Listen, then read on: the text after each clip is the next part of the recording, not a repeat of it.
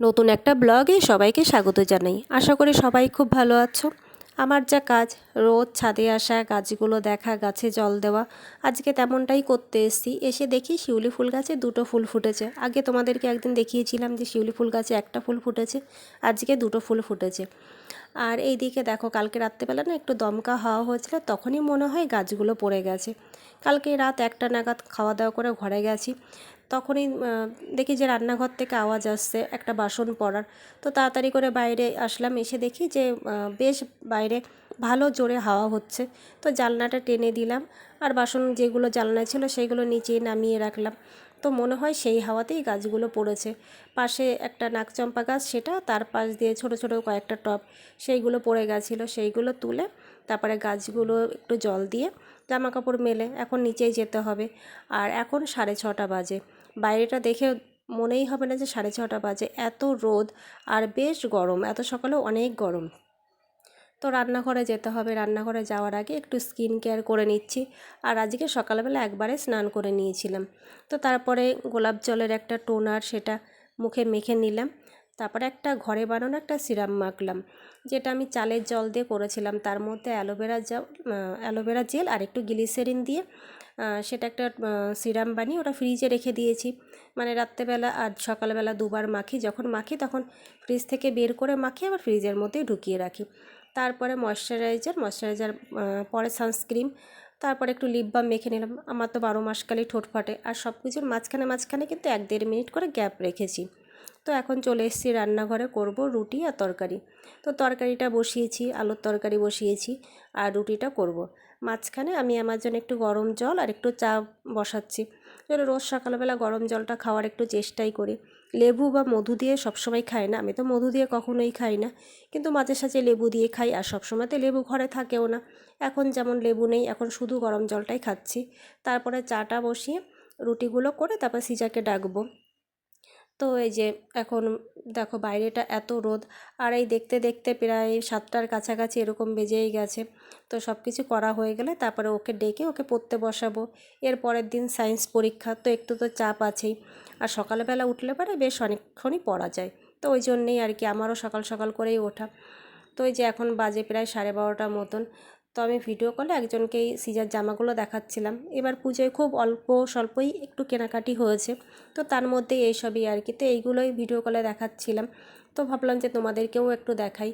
তো এই যে একটা কালো টপ ও কিনেছে, তারপর একটা ফ্রক কিনেছে, আর তার সঙ্গে একটা জিন্স, একটা টি শার্ট, একটা শার্ট, এইসবই মানে খুব অল্পের মধ্যে দিয়ে হয়েছে। আর এইগুলো 8-10 দিন আগে ডায়মন্ড প্লাজাতে কিনে গেছিলাম, তখনই কিছু কেনাকাটি হয়েছিল।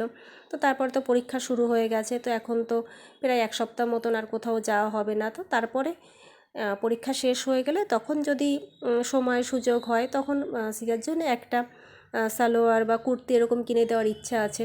কারণ অষ্টমীর দিন একটু সালোয়ার কুর্তি এসব পরলে পরে ভালো লাগে, তার জন্যে আর কি, যদি অষ্টমীতে অঞ্জলি দেয়, তো তার জন্য একটা কেনার চেষ্টা করব। আর প্রত্যেকটা জিনিসের কোয়ালিটিগুলো এত ভালো, মানে খুব ভালো কাপড়ের সব জামাগুলো। ডায়মন্ড প্লাজা তো অবশ্যই জিনিসের কোয়ালিটির সঙ্গে কোনো কম্প্রোমাইজ হয় না। তো সবকটা জিনিসই খুব ভালো। মানে সবথেকে ভালো এই শার্টটার কাপড়টা, এত সফট আর এত মানে সিল্কের মধ্যেও খুব সফট। তো আমার তো খুব ভালো লেগেছিলো, আর এটা জিন্সের সঙ্গে পরলে পরে খুব ভালো লাগবে। মেনলি এটা জিন্সের সঙ্গে কেনা, পরার জন্যই কেনা। আর সিজারও খুব ভালো লেগেছিলো, ওই জন্যই এটা সঙ্গে সঙ্গেই নেওয়া হয়েছে। এটা যদিও ট্রায়াল দিয়ে নেয়নি, ভালো লেগেছিলো ওই জন্যই নেওয়া হয়েছিল। আর এত কিছুর মধ্যে শুধুমাত্র এই প্লাজোটাই আমার, তাহলে গোল্ডেন, কালো বা সাদা এইগুলো অনেক কিছুর সঙ্গে পরা যায় বলেই গোল্ডেনটা খুব ভালো লাগলো, নিয়ে নিলাম। কিসের সঙ্গে পরবো সেটা এখনও ভাবিনি, তবে এটা খুব ভালো লাগলো বলে ওই জন্যে নিয়ে নিয়েছিলাম। সিজা আর একটা কালো প্লাজো নিয়েছিল, তো এটারও কাপড়টা খুব ভালো। আর এইখানে যে জুতোটা, সেটা অনলাইন থেকে কেনা। জুতোটা এমনি তো খুব সুন্দর দেখতে, খুবই ভালো, কিন্তু এটা সাইজটা এক সাইজ ছোট হয়েছে। সিজাও তো মানে বুঝে অর্ডার করেনি, তো এক সাইজ ছোট হয়েছে, এটা আবার চেঞ্জ করতে হবে, চেঞ্জ করে আবার এক সাইজ বড় নিতে হবে। আর আমি আমার জন্য একটা জুতো অর্ডার করেছিলাম। তো অনেক বছর পরে, প্রায় 3 বছর মতন পরে হিল পরবো। যবে থেকে কোমর ব্যথা শুরু হয়েছে, মানে বেশি করে শুরু হয়েছে, তবে থেকে তো হিল পরিই না। আর ডাক্তারিভাবেও আমার বারণ হিল পরা, বা নর্মাল জুতো পরাও বারণ, একটু ভালো কোম্পানির জুতো পরতে হবে। কিন্তু হিল পরতে খুব ইচ্ছে করলো, আর যখন আমি এটা অনলাইনে দেখছিলাম তখন আমার খুব ভালো লাগলো। খুব হালকা, আর পরেও বেশ আরাম আছে, তো ওই জন্যে নিয়ে নিলাম। এখন বাজে প্রায় এই 1:30টার কাছাকাছি, 1:30টার বেশিই বাজে। তো সিজা এখন খাবে, ওই জন্য রান্নাঘরে চলে এসেছি। সব রান্নাবান্না তো আগেই করে রেখেছিলাম। আজকে যেহেতু শনিবার, তো আমাদের পুরো নিরামিষ। তো করেছিলাম ডাল, আলু বেগুনের তরকারি, সিজার জন্য আলু ভাজা, ফ্রেঞ্চ ফ্রাই, আর বড়া ভাজা, তার সঙ্গে উচ্ছে ভাজা। তো ও তো উচ্ছে খায় না, ও এই সবগুলো দিয়েই খাবে। তো এখন ওকে স্নান করতে ঢুকিয়ে আমি এইগুলো রেডি করছি। তো সিজাকে খেতে দিয়েছি, খেতে দিয়ে আমি যাব একটু ব্যাংকে। তো সিজার বাবার জন্য আমি অপেক্ষা করছি বারান্দায়। তো দেখো এত রোদ, কিন্তু কিছু করার নেই, গরমের মধ্যেই যেতে হবে। তো ব্লগটা এখানে শেষ করলাম। সবাই ভালো থেকো, সুস্থ থেকো, টাটা।